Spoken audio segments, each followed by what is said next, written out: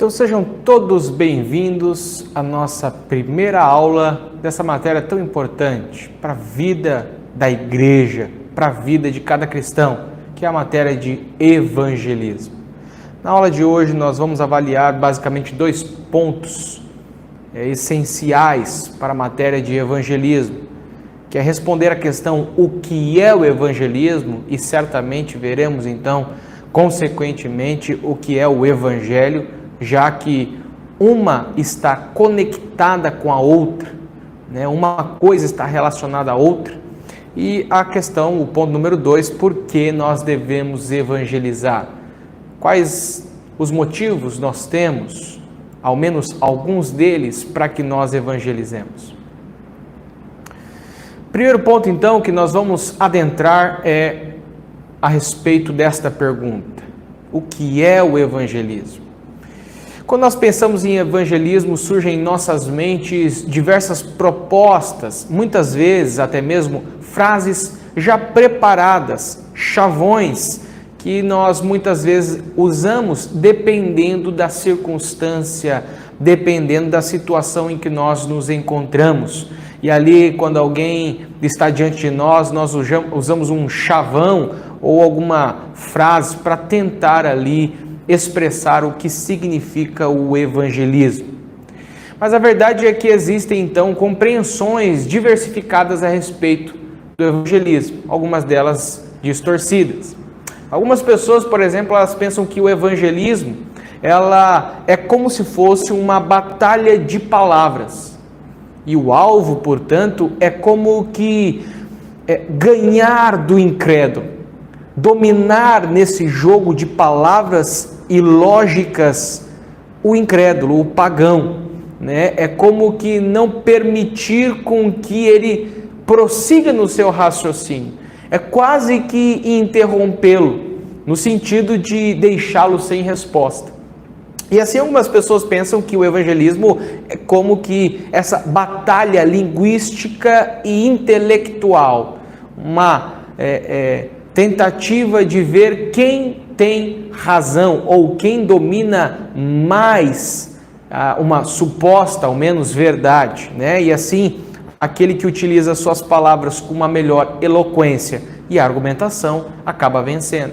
E assim muitas pessoas pensam que o evangelismo é isso, é vencer o outro pelas palavras, no sentido de sair vencedor desse desafio de eloquência, oratória e raciocínio. Outras pessoas, quando nós falamos sobre evangelismo, elas parecem ser arremetidas a um filme de terror. Isso porque elas têm muito medo de serem rejeitadas, muito medo de praticarem o evangelismo. Elas tremem, às vezes pela sensação de rejeição que elas podem obter, ou mesmo por causa da timidez. E isso muitas vezes é agravado pelo fato de que o cristão sabe que isso é um dever e que talvez lhe pese na consciência um senso de que se ele não conseguir um evangelismo eficaz, no sentido de que o outro, se ele não crer em Cristo, se ele rejeitar a palavra, parece que ele estará fazendo a sua parte de uma maneira equivocada e parece que Deus vai amá-lo menos ou que Deus simplesmente vai como que rejeitá-lo. E por isso, pelo fato de ser uma ordem, pelo fato de aparentemente, se nós não conseguirmos supostamente significar que nós estamos fracassando, muitas pessoas pensam que o evangelismo é quase que um filme de terror. Elas de fato tremem diante dessa ação.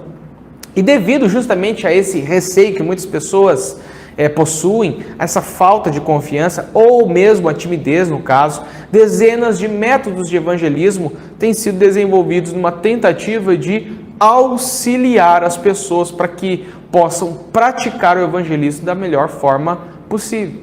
Porém, o que nós vemos nas Escrituras é que o Espírito Santo era e continua sendo a força propulsora do evangelista.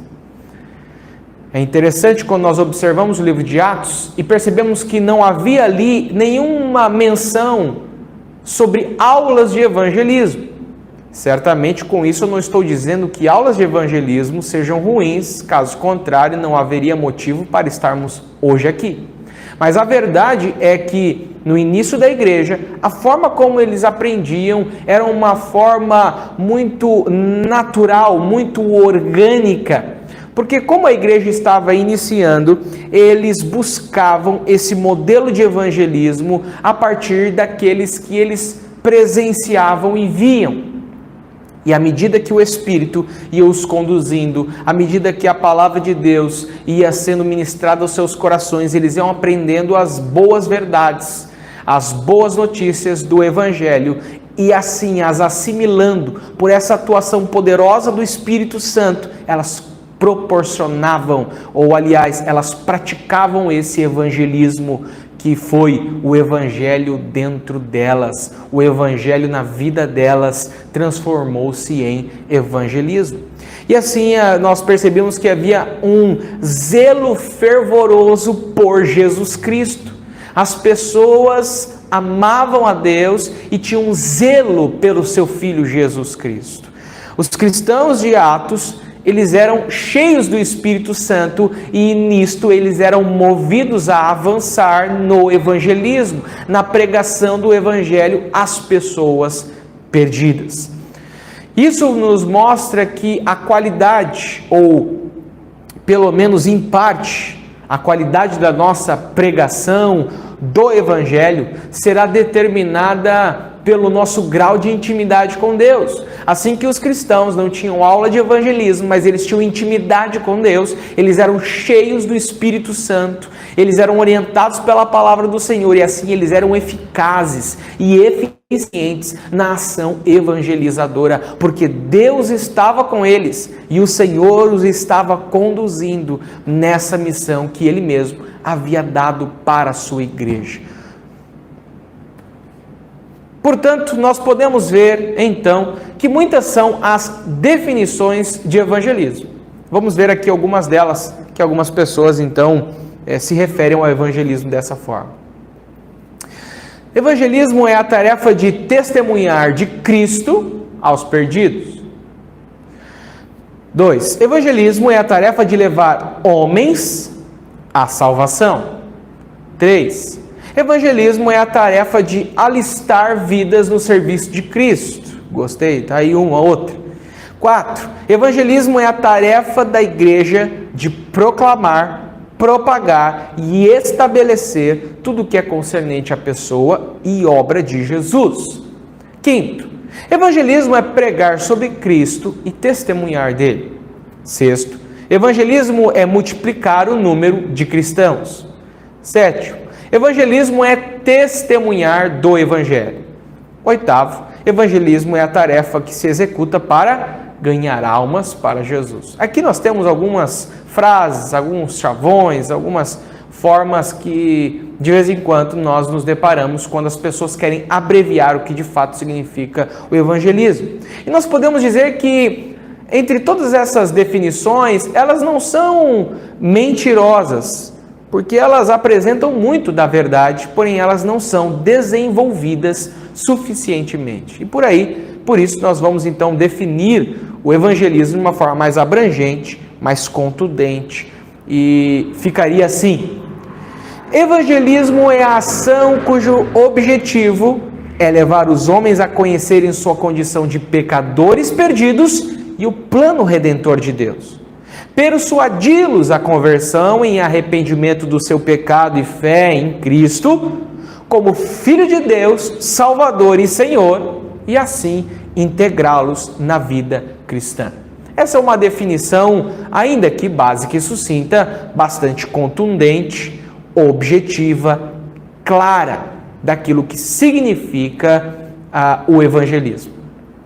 A partir dessa definição básica, nós observamos que o evangelismo tem pelo menos 3 aspectos importantes. O primeiro deles, a informação. O segundo, a persuasão. E o terceiro, a integração. Então, faz parte do evangelismo este aspecto, primeiro, da informação. O evangelismo é uma ação informativa. É uma ação que visa informar. Informar quem? e do quê? Informar o pecador, porque ele precisa saber a sua real condição.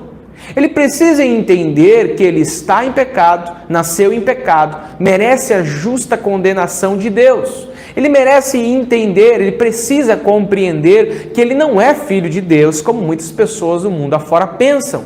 Elas são, na verdade, criaturas e inimigos de Deus, que estão mortos nos seus delitos e pecados, que o pecado lhe trouxe essa morte, que ele não consegue agradar a Deus, que ele não consegue buscar a Deus por conta, que ele não consegue ser salvo por si mesmo, e por isso o pecador precisa ser, antes de tudo, pelo evangelismo, informado da sua condição, mas também do plano redentor de Deus. Informá-lo sim que Jesus o ama, que Jesus quer salvá-lo, que Jesus morreu na cruz, mas o fazendo, portanto, compreender que ele precisa ser salvo.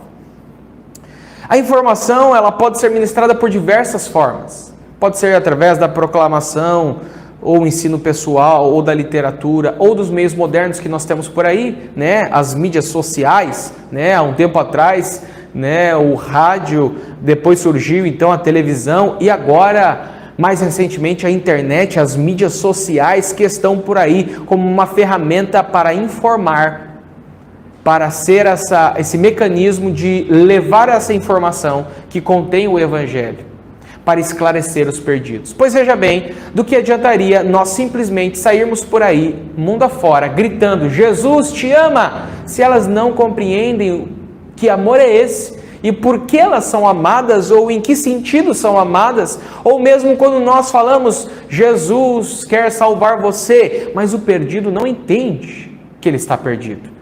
Ele não sabe por que está perdido.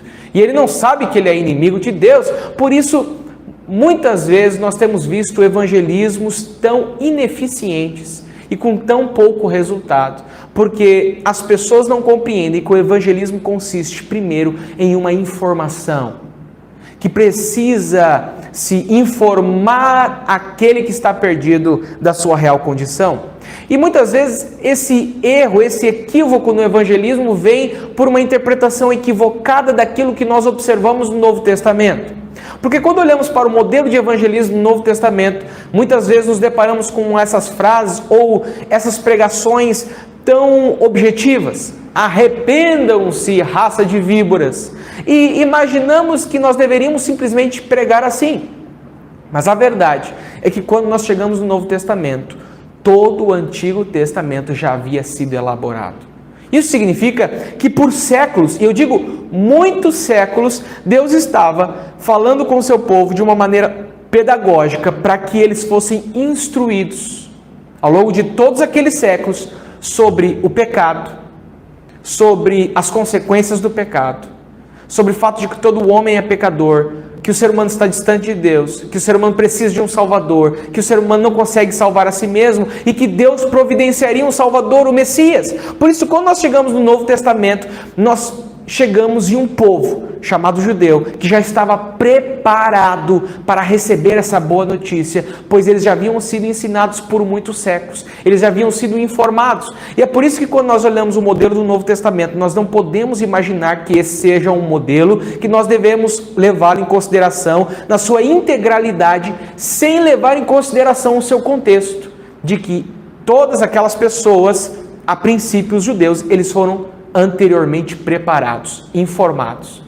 E é por isso que o evangelismo consiste, em um primeiro momento, em informação. Por isso, eu não quero dizer que não é válido as pessoas irem para os semáforos, cantarem, dizer que Jesus te ama, mas eu quero lhes mostrar pela verdade bíblica que o evangelismo precisa de uma informação.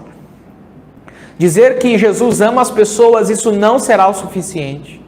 Dizer que Jesus Cristo morreu por elas não será o suficiente. Recitar João 3,16, falar que Deus amou o mundo de tal maneira que entregou o seu Filho unigênito para que todo aquele que nele crê não pereça, mas tenha vida eterna, não é o suficiente, porque elas não entendem por que Jesus morreu. Por isso é preciso que nós, para realizarmos o evangelismo, tenhamos então esse ambiente de informação. Informemos as pessoas. Em segundo lugar, o evangelismo também consiste neste segundo aspecto, que é o aspecto da persuasão, porque o evangelismo não está apenas nesse âmbito da informação. Nós não somos simplesmente um jornal publicado que quer informar alguém, mas nós queremos de fato persuadir as pessoas. Então, além de ministrar ao pecador as necessárias informações a respeito do evangelho, o evangelista precisa também tentar submeter, persuadi-lo a submeter-se a Cristo. Olha que interessante o exemplo de Paulo que nós encontramos no capítulo 9 de Atos. Atos capítulo 9. O apóstolo Paulo aqui havia recentemente se convertido. E agora, veja o que ele estava fazendo. Atos capítulo 9, verso 22 diz: decorridos muitos dias, os judeus, 22, Saulo, porém, mais e mais se fortalecia e confundia os judeus que moravam em Damasco, demonstrando que Jesus é o Cristo. Paulo estava demonstrando, ele estava deixando de uma forma tão contundente, tão à mostra, tão clara, que Jesus era o Cristo, que os judeus ali estavam ficando confusos. E o sentido de confusão aqui era o judaísmo deles, esse período ainda que não atingiu a graça em que eles viviam, estava sendo colocado em xeque. Paulo estava com uma contundência evangelizando. Estava evangelizando contundentemente. Atos capítulo 18, verso 28, é uma outra passagem que mostra essa mesma verdade do apóstolo Paulo. Atos 18, verso 28 diz assim: porque com grande poder convencia publicamente os judeus, provando por meio das escrituras que o Cristo é Jesus. Paulo estava provando por A mais B que Jesus era o Cristo. Ele deixava aquelas pessoas como que sem resposta. Ele estava não apenas informando eles, mas estava os persuadindo pelas Sagradas Escrituras. E isso mostra que nós não devemos simplesmente tentar informar as pessoas, mas devemos persuadi-las. Mesmo que nós saibamos que é o trabalho do Espírito Santo convencer o homem do pecado, da justiça e do juízo, nós somos chamados a pregar o evangelho como essas pessoas que têm intrepidez, ousadia, como essas pessoas que testemunham aquilo que viveram e presenciaram. Por isso são tão contundentes, porque elas são cheias do Espírito Santo, e por isso nós não apenas informamos, mas nós buscamos persuadir as pessoas, buscamos de uma maneira muito coerente manifestar o evangelho, levar o evangelho, comprovar o evangelho pelas Sagradas Escrituras. Portanto, é necessário que aquele que faz o evangelismo tenha conhecimento dessa mensagem, conhecimento não apenas teórico, mas conhecimento na sua vida, a fim de que quando ele fale como quem conhece, acredita e vive. Por isso, não apenas informamos, mas também buscamos persuadi-los. Além disso, depois da informação, da persuasão, há ainda um ponto extremamente importante, que é o da integração. Infelizmente, os evangelismos de hoje talvez parem mal na primeira, porque às vezes nem sequer informa corretamente a verdade do evangelho, do quanto o ser humano é pecador, está distante de Deus, precisa da salvação, e Jesus Cristo é essa salvação. Mas mesmo aqueles que informam, às vezes lhes falta a persuasão. E aqueles que informam e não lhes falta a persuasão, eles praticam esses dois primeiros pontos. Muitas vezes, na maioria das vezes, falta esse terceiro ponto, que é o da integração, que consiste no discipulado.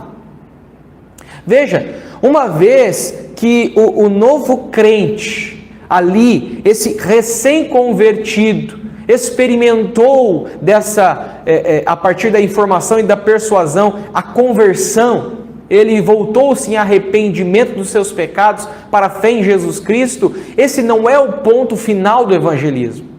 Na verdade, o evangelismo decorrerá dali em diante para toda a vida daquela pessoa, pelo discipulado. E é por isso que é tão importante que esse novo crente agora seja acompanhado e ele possa crescer assim nas doutrinas bíblicas, em poder, em fé, ele possa se desenvolver espiritualmente, aplicando-se cada vez mais ao serviço de Deus. Portanto, a evangelização não termina quando você aceita Cristo como Salvador, mas continua ao longo de toda a vida. Que interessante o que Jesus nos ordena em Mateus, no capítulo 28, no verso 20, na parte B, quando ele está falando sobre o id. Veja só. Depois que ele disse, ide, portanto, fazei discípulos de todas as nações, batizando-os em nome do Pai, do Filho e do Espírito Santo, no verso 19. No verso 20, então, ele diz, ensinando-os a guardar todas as coisas que vos tenho ordenado. Veja que Jesus está falando aqui desse discipulado contínuo, depois da pessoa já ter sido alcançada pelo Evangelho, dela já ter se convertido, ela precisa aprender todas as coisas que eu vos tenho ensinado. Portanto, o evangelismo não acaba no ide, no ir, informar com persuasão. Não. Mas ele continua ao longo do discipulado, nessa integração. Os novos convertidos precisam ser inseridos nesse corpo de Cristo, precisam ser bem ajustados. E dessa forma nós teremos um evangelismo mais completo. Então nós precisamos ajudar os novos convertidos a crescer no conhecimento, na fé, na sabedoria espiritual, na prática da oração, na fidelidade à mordomia e na capacidade para testemunhar, porque agora eles, com o amadurecimento, também se transformarão em testemunhas, né? Assim que Deus usará também para que pessoas, vidas sejam alcançadas. Então, assim nós podemos definir o evangelismo a partir também desses três aspectos, que é o da informação, persuasão e integração. Com isso, tendo respondido de uma maneira muito básica, mas também clara sobre o que é o evangelismo, precisamos responder o nosso segundo ponto, o que é o evangelho. Pois veja bem, a forma como nós compreendermos o evangelho será a forma como nós evangelizaremos. Uma vez que o evangelismo consiste nessa explanação, nesse testemunho da verdade que está embutida no evangelho, que é o evangelho, significa que uma está entrelaçada à outra, que uma depende da outra e que da forma como eu crer que é o evangelho, a visão que eu tiver de evangelho será a forma como eu praticarei o meu evangelismo. E por isso, se eu tiver uma visão distorcida do que é o evangelho, eu terei um evangelismo distorcido.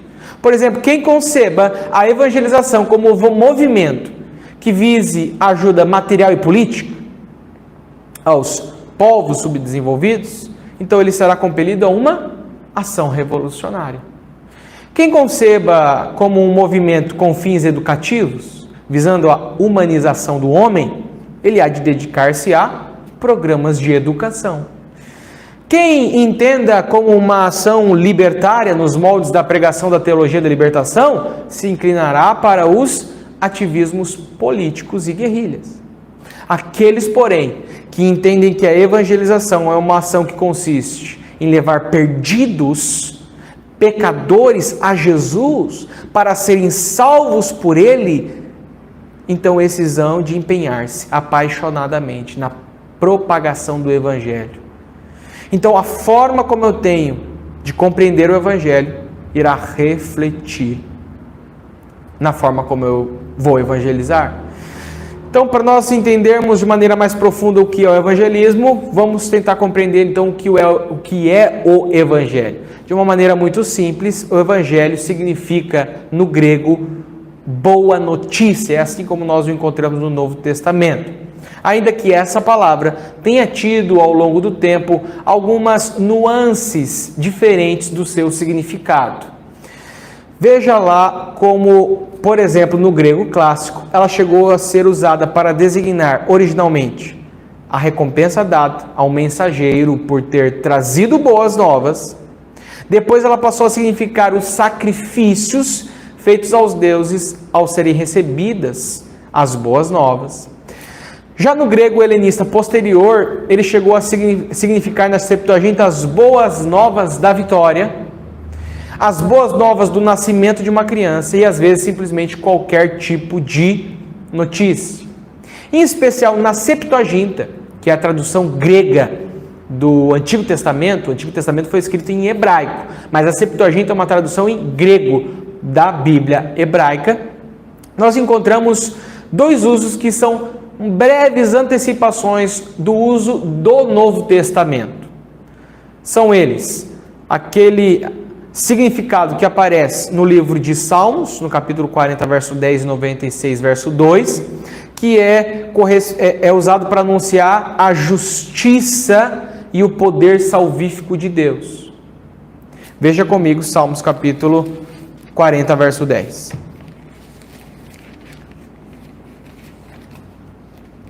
Salmos 40, verso 10, diz assim: Não ocultei no coração a tua justiça, proclamei a tua fidelidade e a tua salvação. Não escondi da grande congregação a tua graça e a tua verdade. Então ele proclamou a tua fidelidade e a tua salvação. Então veja que aqui ele está sendo usado com esse sentido, né, de anunciar essa justiça e o poder salvífico de Deus, bem como no Salmo 96, verso 2. Em Isaías ele é usado a respeito das boas novas do ungido de Deus para o seu povo. Veja só, uma ideia já messiânica para o Evangelho, para as boas novas. Isaías,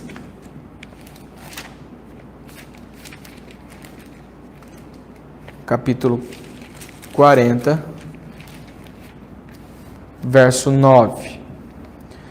Tu, ó Sião, que anuncias boas novas, sobe a um monte alto. Tu que anuncias boas novas a Jerusalém, ergue a tua voz fortemente, levanta e não temes, e dize às cidades de Judá: eis aí está o vosso Deus. E pelo contexto aqui, está nos falando sim dessas boas novas do ungido de Deus para o seu povo. Então, nesses textos, na tradução para o grego, que é a Septuaginta, se utilizava esse termo para o Evangelho, para essa boa notícia, com essas já breves antecipações, né, com esses significados que nós vamos ver mesmo lá no Novo Testamento.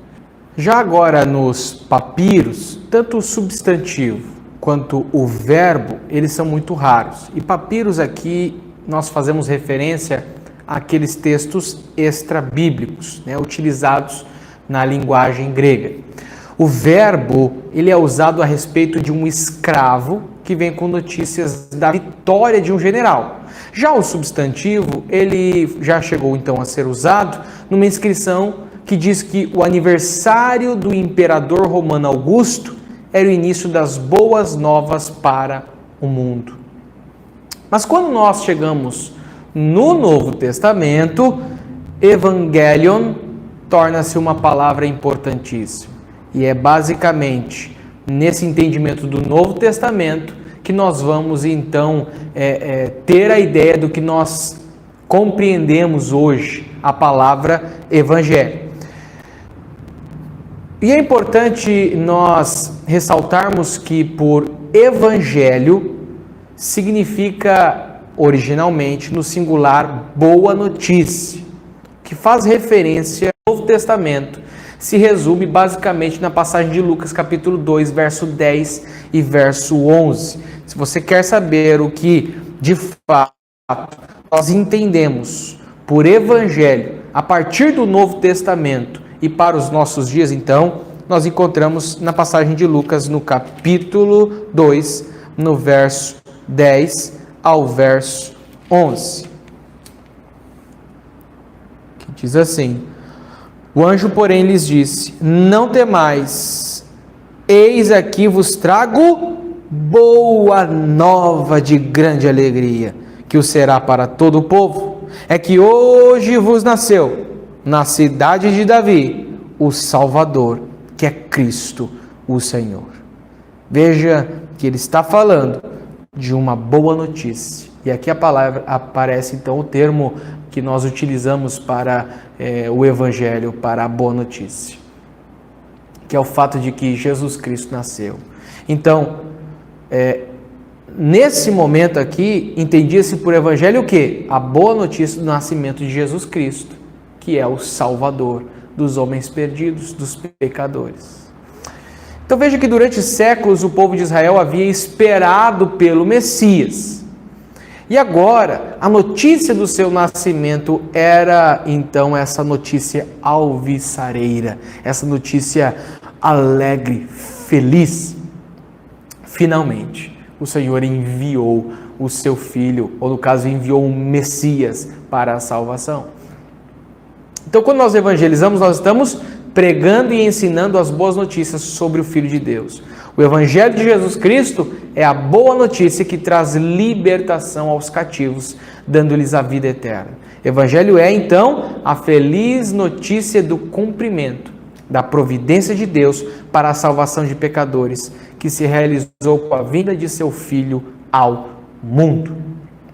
Então, depois de nós termos examinado aqui vários conceitos de evangelho, né, seja ao longo da história, lá desde o Antigo Testamento traduzido para o grego, na concepção extra-bíblica e, por fim, então, no Novo Testamento, que é de onde nós embasamos a nossa compreensão sobre o evangelho, nós podemos defini-lo da seguinte maneira: evangelho é o conjunto de fatos e ensinos bíblicos que nos apresentam o cumprimento da providência de Deus para a salvação de pecadores, associados à ação do próprio Espírito de Deus na vida dos homens, revelando-lhes o pecado e suas consequências e oferecendo-lhes em Cristo Jesus o meio de salvação, que é pela graça de Deus, mediante a fé.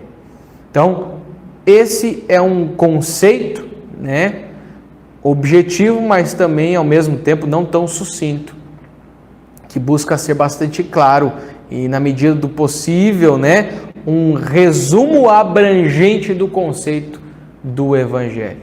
Claro que sem tratar nas nuances, né, nas nuances de cada detalhe, né, no que significa, né, profundamente cada um desses detalhes, seja da perdição do homem, da salvação de Cristo Jesus, como por sua justificação, né, transformação, a conversão e a regeneração e tudo aquilo que o Senhor então opera em nós, né? Mas de uma forma sucinta, isso que nós podemos, dessa maneira que nós podemos definir o Evangelho. E tendo entendido então, né, a concepção coerente do Evangelho, nós podemos passar então para uma compreensão de falsos conceitos do Evangelho, porque quando nós compreendemos a verdade do Evangelho, né, o que ele de fato é, nós podemos então evitar algumas concepções, visões distorcidas do Evangelho. Então, até agora nós temos considerado o Evangelho positivamente. A partir daqui, nós veremos alguns conceitos inadequados ou falsos do Evangelho. Por exemplo, o Evangelho não é meramente uma porção isolada de qualquer das Escrituras. O que isso significa? Significa que pode uma mensagem estar calçada em algum trecho bíblico e assim mesmo não ser a pregação do Evangelho. Porque se faltar a proclamação das boas-vindas da graça de Deus em Cristo Jesus para a salvação dos pecadores, não haverá proclamação do Evangelho. Nós podemos, talvez, utilizar um texto bíblico, um bom princípio, falar sobre isso, sobre aquilo, mas não será propriamente o Evangelho se nós não explanarmos essa realidade, que é o Evangelho, a boa notícia da salvação em Cristo Jesus, providenciada por Deus aos homens pecadores e perdidos. Em segundo lugar, o Evangelho não é um sistema de normas éticas, embora nós tenhamos de admitir que as contenha. O Evangelho concebido como um sistema moral, ele pode até mesmo gerar uma vida razoável de moralidade, no sentido de que nós podemos polir a moralidade do indivíduo ou da sociedade. Por exemplo, as nossas próprias leis que nós temos por aí, né? Não mate, não roube, isso ou aquilo, são princípios que as pessoas buscam cumprir. Na sua grande totalidade, as pessoas tentam não infringir a lei. E, dessa forma, essa lei que advém de princípios judaico-cristãos,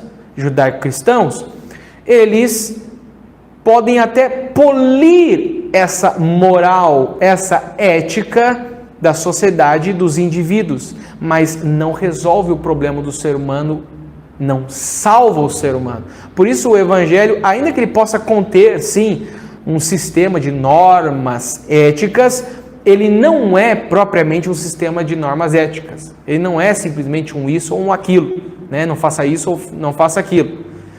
Então, ele não pode ser reduzido a essa compreensão, porque isso não trata do real problema do ser humano. Ela pode até polir, melhorar aparentemente a moral do ser humano, da sociedade, mas não salva o ser humano. O Evangelho também não é um conjunto de princípios e normas de justiça social, né? Se bem que por sua natureza divina o Evangelho trate de justiça, claro, né? Mas ele não se confunde com qualquer sistema filosófico ou político e nem com qualquer ideologia que objetive conquistas sociais. Esse falso conceito de evangelho tem levado algumas pessoas a adotarem uma praxis que se caracteriza antes pela ação política que pela ação evangelizadora. Significa o quê? As pessoas se preocupam mais em enganjar-se em algum tipo de projeto socioeconômico, político, que visa agir dentro dessa justiça social, ao invés de pregar o evangelho. Ao invés de pregar a salvação em Cristo Jesus aos homens perdidos. Então, não significa que essa busca por um melhoramento na justiça social, essa busca pela justiça social não seja boa, mas nós temos que ver que o Evangelho não lida prioritariamente com essas questões, porque essas questões dentro do Evangelho são vistas como causas. O problema de justiça social não é o problema do governo A, o governo B, o sistema A, o sistema B. Não é um sistema ou outro que vai resolver o problema do ser humano, ainda que de fato uns possam ser piores do que outros. Como eu disse também na questão da moral, da ética, uma sociedade pode ser mais polida, moralmente do que outra, mas isso não resolve o problema. Aqui também na questão da justiça social, enganjar-se em projetos, em ações sociais, nesse sentido, também não resolve o problema. Resolve algumas vezes, as causas, mas o Evangelho, ele olha em primeiro lugar, de fato, para os efeitos, O Evangelho olha para a causa, porque a justiça, o problema da justiça social, que ela tenta resolver, são os efeitos, e o Evangelho olha para a real causa de todos esses efeitos, que é o pecado, Walter, ele entendia que o reino de Deus é a humanidade organizada segundo a vontade de Deus. Então, para ele, existia uma concepção de um evangelho social, era aqui na terra. O evangelho de Deus aqui na terra era o sentido de a vontade de Deus na terra era o reino de Deus e pronto, acabou, era isso. Era isso que Deus queria. Ele tira essa questão da eternidade, do celestial e do espiritual e passa simplesmente para o social. E isso faz com que as pessoas estejam muito mais enganjadas em questões de justiça social. Uma distorção do evangelho, porque deixa de priorizar aquilo que é mais essencial, a salvação do ser humano. O ser humano, ele tem problemas de justiça social, tem problemas de moral, de ética, por causa do pecado. Não é porque ele tem uma renda menor do que o outro, ou por causa disso ou daquilo. Todas essas coisas advêm, na verdade, da distorção que há pelo pecado no ser humano e na humanidade. E ainda que o evangelho social, ele não exista mais propriamente como Walter ali, ele propôs, a sua ideia, ela continuou de certa forma latente e muitas vezes acabou então trazendo isso na consciência das pessoas e tem se tornado ainda um perigo para o nosso tempo. De maneira que, mesmo depois dela não existir mais o evangelho social, posteriormente surgiu a teologia da libertação. E o principal teórico é no Brasil, o Leonardo Boff. E isso acaba desprezando a natureza divina e a missão salvadora de Jesus, nesse seu sentido espiritual e eterno. Porque aqui é um evangelho social. Então ele prega a libertação dos povos oprimidos política, econômica e socialmente. Ele deixa de lado aquilo que é celestial, aquilo que é espiritual e volta-se para aquilo que é social. Então a teologia da libertação e o evangelho social, eles acabam abolindo o sangue redentor de Cristo. E eles procuram levar os homens não ao arrependimento e à fé em Jesus como Salvador, para que se tornem filhos de Deus, mas a se enganjarem em lutas e programas para a solução dos problemas terrenos, né? O problema é que, como eu disse, a raiz de todos os males não é a questão ética, não é a questão da justiça social, mas é o pecado. E ele, como tal, não se origina na sociedade. Ele advém de uma natureza que já está corrompida pelo pecado, né? Então, o problema que o Evangelho busca tratar é, de fato, a causa primária, o pecado, esse distanciamento de Deus, a morte do ser humano. Então, a gente tem que entender que derrubar as estruturas velhas e criar novas sempre será um monótono processo de substituir um sistema por outro e ver continuar o mal inatingível, porque seja qual for o sistema que nós adotemos para uma sociedade, nele estará a presença do homem pecador, ou seja, o problema continuará sendo o homem pecador. Nunca haverá nesse mundo uma sociedade ideal. Portanto, a tarefa que temos para realizar não é propriamente combater os governos nem determinadas estruturas políticas, mas sim o pecado. E isso pela pregação, pelo ensino e pelo exemplo de nossa vida transformada. Então, isso não quer dizer que nós não possamos nos enganjar em questões de busca pela justiça social ou em projetos sociais. Não é isso. Não é que nós também não devemos apontar os erros de governos, de alguma forma, que distorcem princípios e valores, que vivem em corrupção ou coisas assim. Que nós não possamos nos manifestar politicamente. Mas a verdade é que o Evangelho, ele está em prioridade, olhando para não os efeitos, mas para a causa, que é o pecado, apontando para a salvação que Deus providenciou em Cristo Jesus. A Igreja de Cristo, ela sempre, então, ela foi comissionada para quê? Para levar a salvação, para levar as pessoas que estão perdidas à revelação de Deus, ao seu plano redentor, para que elas creiam em Jesus como Senhor, como Salvador, e assim elas sejam salvas. Essa é a obra que o Senhor espera de nós, essa é a nossa tarefa. Em quarto lugar, o Evangelho, ele não é egocêntrico. Com qual sentido estou dizendo isso? No sentido de que o nosso cristianismo, nas últimas décadas em especial, tem se tornado muito individualista. Convertemos-nos e passamos a viver em função dos nossos próprios interesses, e nós visamos muito o nosso bem-estar. E nós podemos ver isso, sabe como? Muitas vezes nas nossas orações. Senhor, me abençoe, cuide de mim, me dê saúde, me faça prosperar, guia o meu dia, faz isso para mim, faz aquilo para mim. E nós pensamos muito em nós mesmos. Quando a Bíblia diz que mais bem-aventurado coisa é dar do que receber. Enquanto essa geração está muito mais preocupada em receber. Então nós precisamos o quê? Como o Evangelho, que não é egocêntrico, nós precisamos compartilhar, sobretudo com aqueles que não têm, o Cristo que nós temos. Muitos cristãos, eles vieram de uma vida miserável e destruída. E eu vou dizer aqui, na verdade, todos nós estávamos mortos nos nossos delitos e pecados. Nós estávamos perdidos. O diabo pisava na gente. Nós éramos inclinados para as nossas paixões. E nós fomos resgatados e nós nos esquecemos que onde lá nós estávamos, muitas outras pessoas também estavam. E nós não podemos deixar as pessoas lá. Você entende? O Evangelho não é egocêntrico, como se ele tivesse que ficar enclausurado, preso em mim. Como se eu recebi o Evangelho, agora eu guardo ele para mim, fico para mim e pronto. O Evangelho não é egocêntrico, eu tenho que me lembrar de onde eu vim. Muitas outras pessoas estão perdidas como eu estava, estão sendo destruídas, oprimidas pelo império das trevas, estão perdidas, sofrendo e angustiadas, em profundo desespero, sem salvação.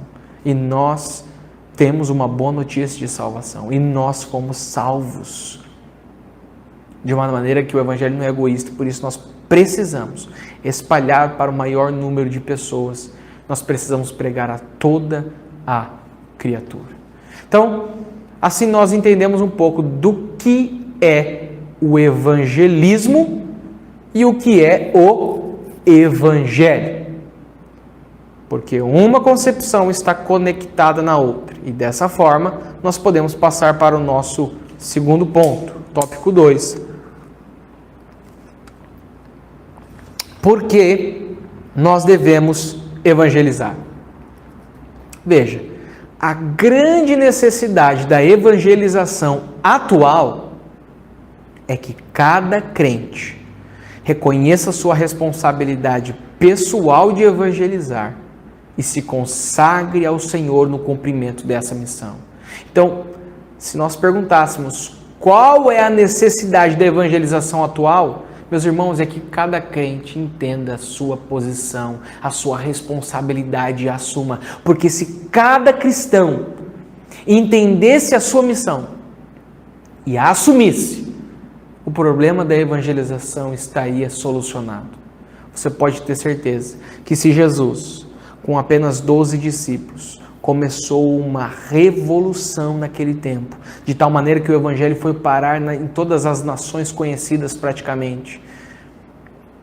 Naquela época, naquele mundo daquele tempo, que era considerado, conhecido como menor do que nós conhecemos hoje. Mas se hoje, mesmo tendo um conhecimento de outras nações, muitas outras etnias, se hoje nós entendêssemos o nosso papel, cada cristão assumisse o seu papel, a sua responsabilidade, o problema a necessidade da evangelização atual certamente seria suprida. Para isso, então, vamos ver aqui algumas razões para ganhar almas. Por que devemos evangelizar? Primeiro, porque Jesus era um ganhador de almas. 1 Timóteo 1,15 diz: esta é uma palavra fiel e digna de toda aceitação, que Cristo Jesus veio ao mundo para salvar pecadores.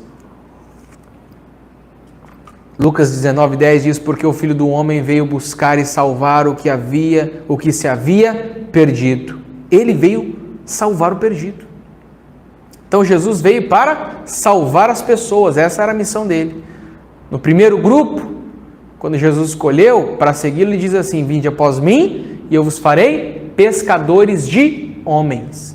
E no último grupo, quando Jesus subiu aos céus, ele disse: portanto, ide e ensinai todas as nações, batizando-as, ensinando-as. Então, Jesus veio para salvar as pessoas. E Jesus fez isso do início ao fim e incentivou os seus discípulos. Então, por que nós devemos evangelizar? Porque Jesus fez isso.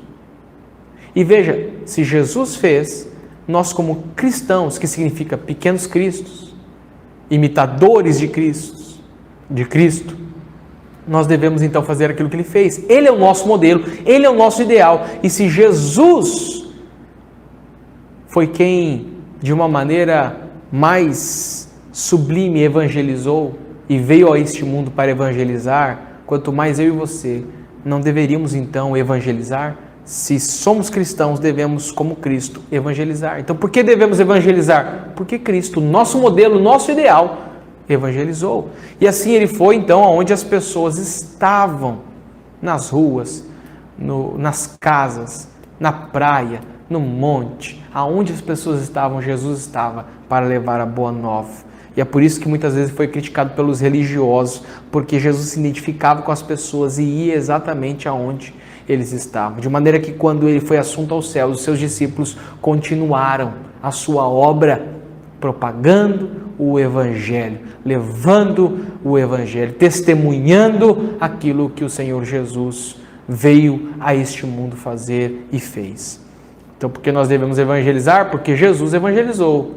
Além disso, em segundo lugar, porque a colheita é grande. Mateus 9,37, então disse aos seus discípulos: a seara é realmente grande, mas poucos os ceifeiros. E vendo a multidão, teve grande compaixão deles, porque andavam desgarrados e errantes, como ovelhas que não têm pastor. Eu não sei você, mas quando eu olho para a rua, eu vejo pessoas, eu imagino quantas pessoas aqui estão perdidas. Quando eu olho para os ônibus cheios de pessoas, eu vejo quantas pessoas ali estão perdidas. Quando eu olho, talvez, em alguma empresa, por onde eu passo, nas faculdades, nas escolas, quantas pessoas estão perdidas, porque a seara, ela é muito grande. Há muito trabalho a ser feito e por isso Jesus enviou obreiros para os campos da colheita. Quando ele viu aquela grande multidão, ele logo equipou os seus discípulos, os chamou e os vocacionou, e depois fez mais, chamando 70, porque Cristo de fato sabia que era uma grande seara, de maneira que as pessoas deveriam então ir atrás dessa grande seara, deviam ir até esses campos, aonde as pessoas estão, Então, se realmente desejamos colher os frutos da colheita da nossa geração, o segredo é redescobrir a urgência, a paixão e o zelo da igreja primitiva. Os cristãos daquela época saíram pelas cidades e aldeias numa busca constante de almas perdidas. Mesmo quando eles colocavam as suas vidas em risco, mesmo quando eles eram perseguidos, açoitados e muitas vezes mortos. E isso era ser como Cristo. Isso é o verdadeiro cristianismo. De maneira que muitas vezes, então nós podemos também mobilizar para evangelizar. Se a seara é grande, então nós devemos mobilizar no sentido de, como líderes, nós temos esse dever de iniciar o processo, de orar, mobilizar e planejar a evangelização. Meus irmãos, nós não podemos pensar que as pessoas que são novas convertidas, elas saibam lidar com isso. Nós devemos buscar, seja começando em oração, planejando, avaliando as estratégias, e então passando a evangelização para que as pessoas sejam salvas, Talvez observando então a ordem do ministério de Jesus, que era ver, ele via, e então observando essa necessidade, ele orava, então logo escolhia, e assim escolheu os discípulos, escolheu as pessoas para que elas pudessem, capacitadas, também testemunhar, porque a seara é grande. Então por que devemos evangelizar? Porque a seara é grande, e em terceiro lugar, porque os obreiros são poucos. Meus irmãos, Isaías 6, verso 8 é um texto muito interessante, porque diz assim, depois disso, ouvi a voz do Senhor que dizia, a quem enviarei? E a quem há de ir por nós? Então disse eu, eis-me aqui, envia-me a mim. É como se Deus falasse, quem eu vou enviar? Quem eu posso enviar para essa grande seara?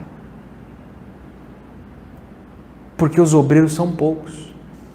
E com isso Deus estava despertando Isaías, e sabe, um dos motivos que nós temos para fazer a obra do Senhor é saber que a seara é grande, e ao mesmo tempo que poucos são os obreiros.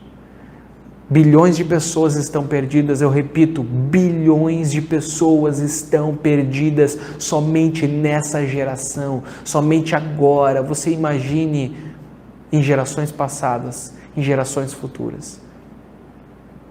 Milhares e milhares de pessoas perdidas sem ouvirem o Evangelho.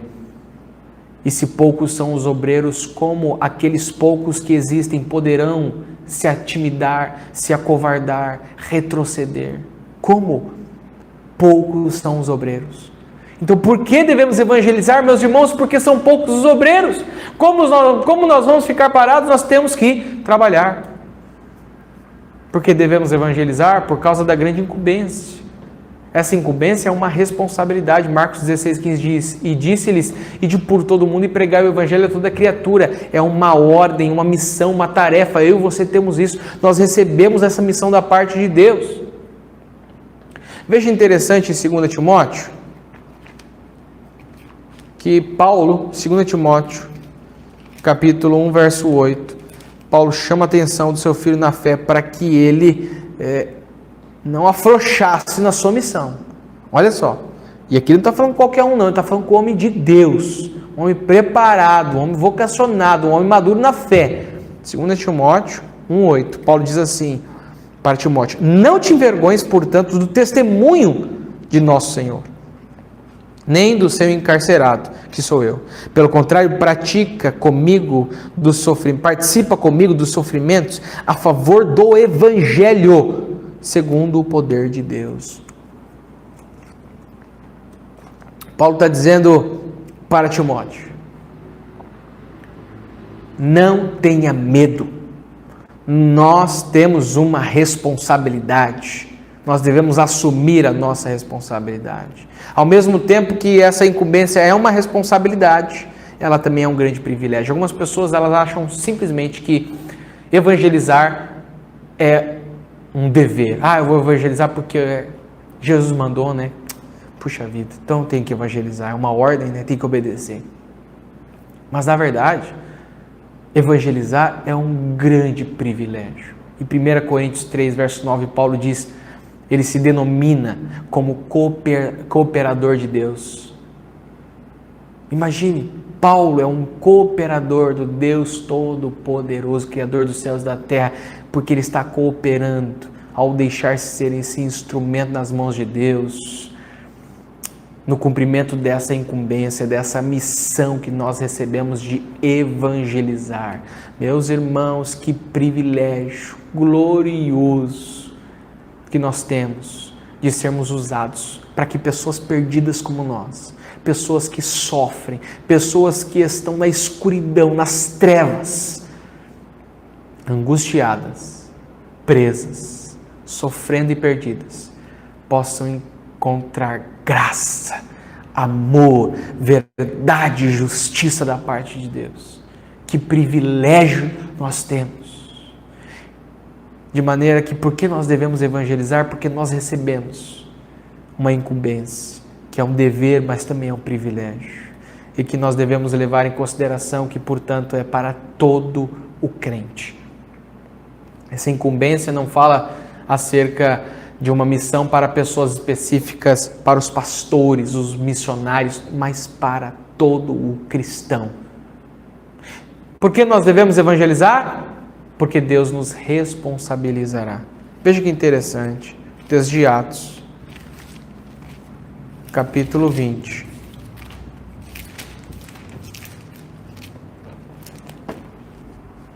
Verso 26, que diz assim: portanto eu vos protesto no dia de hoje que eu estou limpo do sangue de todos. Paulo está dizendo que aqui ele não vai ser responsabilizado pelo sangue de ninguém, ele não vai ser culpado de nada. Mas do que exatamente ele está falando? Volte um pouco o texto, no verso 18 ao 21. Ele está aqui falando aos presbíteros da igreja de Éfeso. E ele diz: e quando se encontraram com ele, disse-lhes: vós bem sabeis como foi que me conduzi entre vós em todo o tempo, desde o primeiro dia em que entrei na Ásia, servindo ao Senhor com toda a humildade, lágrimas e provações, que pelas ciladas dos judeus me sobrevieram, jamais deixando de vos anunciar coisa alguma proveitosa, e de vou-la ensinar publicamente e também de casa em casa, testificando tanto a judeus como a gregos o arrependimento para com Deus e a fé em nosso Senhor Jesus Cristo. O que ele está dizendo aqui é que ele estaria isento, ele não seria responsabilizado, porque ele anunciou o Evangelho e se dedicou na pregação do Evangelho. Então Paulo está dizendo assim: eu não serei culpado se vocês não cumprirem aquilo que eu falei. Ele está falando aqui para crente, né, que já foi evangelizado, né, ele estava num processo discipular e ele diz: olha, eu anunciei tudo que eu tinha para anunciar, então eu não serei responsabilizado. Então por que nós devemos responsabilizar? Por que nós devemos evangelizar? Porque nós seremos responsabilizados. Meus irmãos, quantas pessoas nós temos a oportunidade de evangelizar? Imagine, né, nós deixarmos de evangelizar, levar o evangelho para as pessoas que estão perdidas. Nós seremos responsabilizados. Em sexto lugar e último lugar, por que nós devemos evangelizar? Entre tantos outros motivos que nós poderíamos apontar aqui, eu aponto esse como último, por causa da experiência que tivemos. Hebreus 2, versos 3 e 4 diz: como escaparemos nós, se não atentarmos para uma tão grande salvação, a qual, começando a ser anunciada pelo Senhor, foi-nos depois confirmada pelos que a ouviram, testificando também Deus com eles, por sinais e milagres e várias maravilhas e dons do Espírito Santo distribuídos por sua vontade. Como escaparemos nós? Se nós não atentarmos para uma tão grande salvação. É interessante que é um pouco disso que nós vemos em Pedro e João, quando eles respondem ante a perseguição religiosa em Atos 4:20. Atos capítulo 4:20. Nós nos deparamos com Pedro e João sendo ali perseguidos pelos religiosos. E o texto então vai dizer assim, a partir do verso 19: Mas Pedro e João lhes responderam: Julgai ser justo diante de Deus, ouvir-vos antes a vós outros do que a Deus. Pois nós não podemos deixar de falar das coisas que vimos e ouvimos. Pois nós não podemos deixar de falar das coisas que vimos e ouvimos. Não podemos. Nós definitivamente não podemos. Veja que eles, como o verso 33 vai nos mostrar, com grande poder os apóstolos davam testemunho da ressurreição do Senhor Jesus, e em todos eles havia abundante graça. Sabe o que isso significa? Que lá no verso 20 ele está dizendo, nós não podemos. Sabe por quê? Porque nós somos testemunhas. Porque nós vivemos. Porque nós não estamos falando de uma teoria, nós experimentamos. Eu estou falando de algo que nós conhecemos e que transformou a nossa vida. E agora nós não conseguimos mais ser os mesmos, nós não podemos deixar de anunciar. Porque antes aquela boca que era de morte, que falava de morte e falava em trevas, agora dela, transformada, remida por Jesus Cristo, só pode fluir águas vivas. Por que nós devemos evangelizar? Meus irmãos, por causa da experiência que nós tivemos. Nós não conseguimos deixar de falar aquilo que Deus fez nas nossas vidas. Porque nós estávamos mortos, mas agora nós estamos vivos. Que Deus te abençoe com essa aula e que nós possamos ser usados como um instrumento poderoso nas mãos de Deus para que o Evangelho chegue aos quatro cantos dessa terra. Que Deus te abençoe. E eu te espero para a nossa próxima aula. Graça e paz. Seminário Strong. Conhecer para viver.